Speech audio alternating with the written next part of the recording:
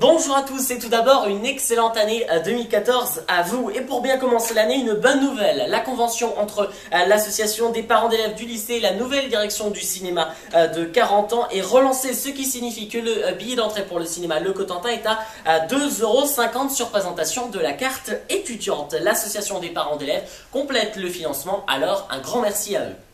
Le CVL du lycée commence à se mettre à l'œuvre. Parmi les grandes idées de l'année, ils ont décidé de s'intéresser à la sonnerie pour pouvoir la moderniser. Ils sont également dans la continuité du projet de l'année dernière concernant la restauration scolaire. Dans ce contexte, un rendez-vous avec le cuisinier de la restauration municipale est prévu courant janvier. La cohabitation avec les échafaudages est enfin terminée et le lycée a repris de la couleur. Les peintres ont été à l'œuvre une bonne partie de l'année 2012-2013 pour lui redonner une seconde jeunesse. Et à noter que c'était la première fois depuis la création de l'établissement que les peintures extérieures ont été refaites. Le projet d'un voyage à Paris se concrétise pour les secondes 1. En effet, ces derniers, accompagnés de Madame Dolé, organisent des ventes de gâteaux lors des réunions parents-professeurs, ainsi que des grilles pour les galettes des rois et des crêpes dans les supermarchés. Nous vous invitons donc à les aider dans leur financement. Et on continue avec l'AS. Elles étaient 5 à se rendre au cross de Flamanville. Elles occupent la place de vice-championne de la Manche et académique et sont qualifiées pour les championnats de France qui auront lieu à Autun le 26 janvier prochain. Concernant le badminton, l'équipe mix établissement s'est retrouvée sur la 3e marche du podium lors des finales départementales qui ont eu lieu à Avranches. Et enfin, pour terminer, lors des championnats académiques de Honfleur, les juniors cadettes filles du rugby qui étaient championnes départementales se sont qualifiées pour les inter-académiques. On se retrouve maintenant pour l'interview.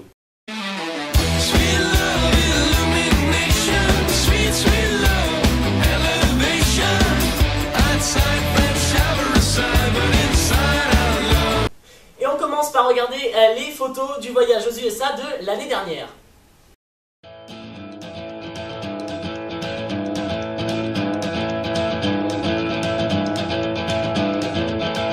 Fill my head with the future, fill my eyes with the sky. The whole of my life getting left behind, but I've never felt more alive.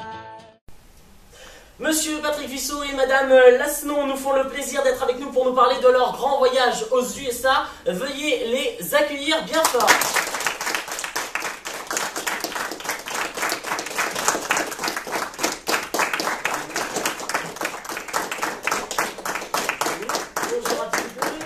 Alors, Monsieur Fissot, professeur d'histoire, géographie, spécialiste de la Grande Guerre, c'est ça? Et de la Seconde Guerre mondiale. Et de la Seconde Guerre mondiale. Madame Lasson, professeur d'SES et spécialiste des jeux de mots, on va dire ça comme ça. Voilà, on va dire ça comme ça.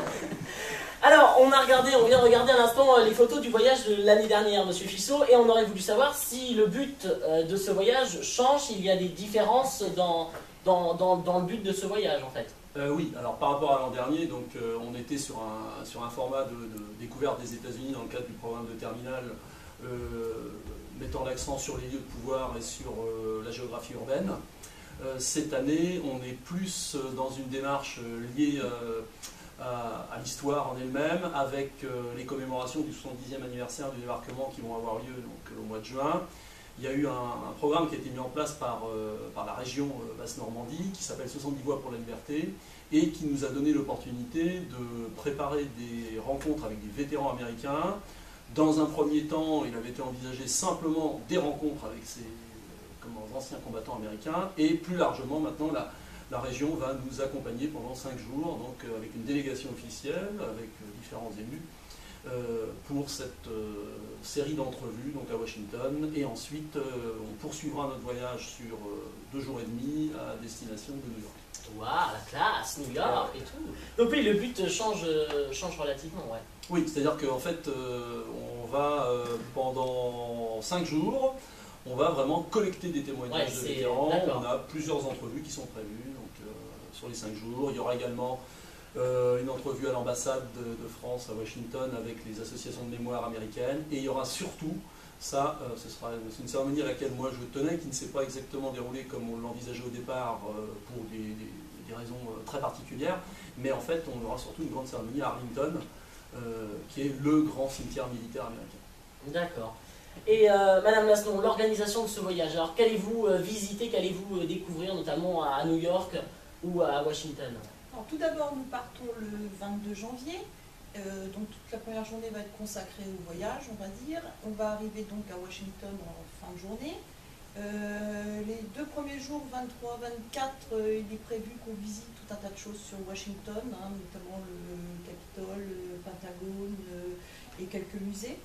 Ensuite, il va y avoir, comme disait M. Fissot, la délégation officielle qui va arriver. Donc là, on va être tenu évidemment de suivre toutes les cérémonies et les interviews de vétérans, etc.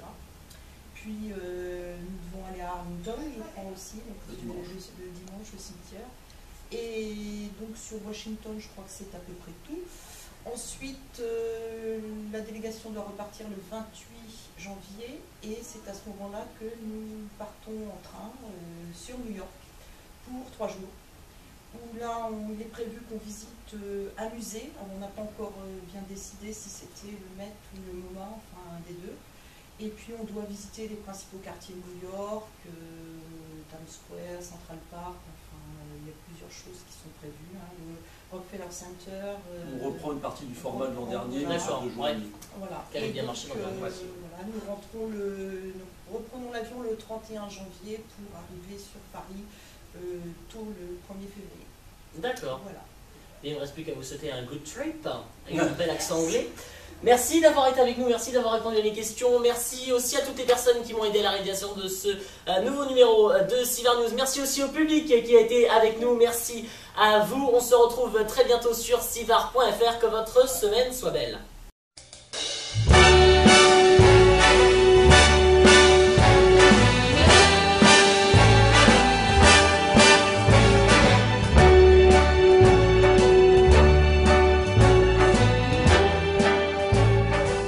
Start spreading the news.